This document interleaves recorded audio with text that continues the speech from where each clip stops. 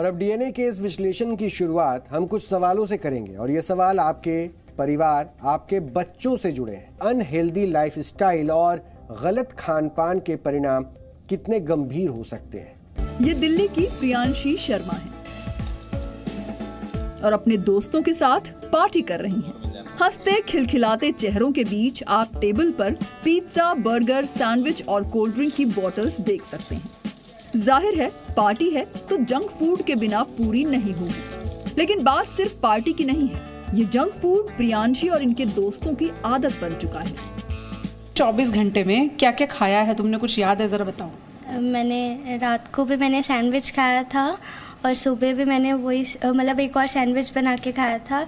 दोपहर को मैंने ये सब खाया है। हाँ जी, फ्रेंच फ्राइज और चिप्स वगैरह तुमने खाए हैं। और ये अच्छा, तुम बताना, अगर कल से लेके अब तक 24 घंटे में कुछ याद हो, क्या क्या खाया? पार्टी की थी हमने छोटी सी, तो उसमें हमने सैंडविच रखा था, बर्गर रखा था और पिज़्ज़ा, कोक, यही सब था। आज भी यही खा रही? आज भी यही है। प्रियांशी की तरह ही विशाल और उनके दोस्त भी इस रेस्टोरेंट में गेट टुगेदर के लिए मौजूद हैं और उनकी टेबल पर भी वही जंक फूड नजर आ रहा है।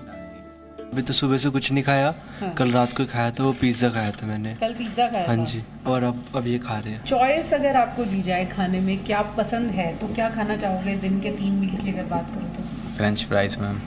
फ्रेंच फ्राइज और मंचूरियन। बच्चों में जंक फूड की बढ़ती दीवानगी तो समस्या है ही, लेकिन बड़ा खतरा ये भी है कि ये बच्चे जंक फूड के चक्कर में हेल्दी खाने से दूरी बना रहे हैं और रोजाना दूध पीना तो जैसे भूल ही चुके हैं। दूध दही कब खाई थी लास्ट? दूध दही मैम 2-3 दिन हो गए होंगे। 2-3 दिन हो गए?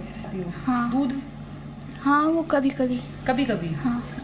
खान पान का ये बदलाव सीधे बच्चों के दिल पर असर डाल रहा है और इसी बदलाव को समझने के लिए जब हम राजधानी दिल्ली की इस लैब में पहुंचे तो इस डरा देने वाली हकीकत से सामना हुआ।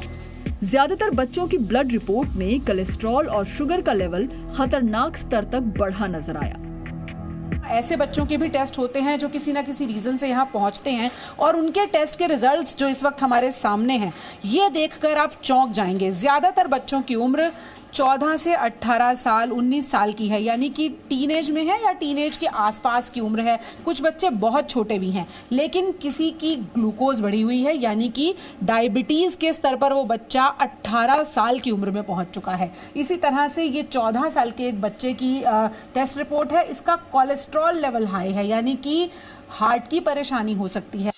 हमने जिन भी बच्चों की रिपोर्ट्स देखी उनमें ज्यादातर की उम्र 12 से 20 वर्ष के बीच की है, लेकिन इस कच्ची उम्र में ही उनके दिल पर खतरा मंडरा रहा है।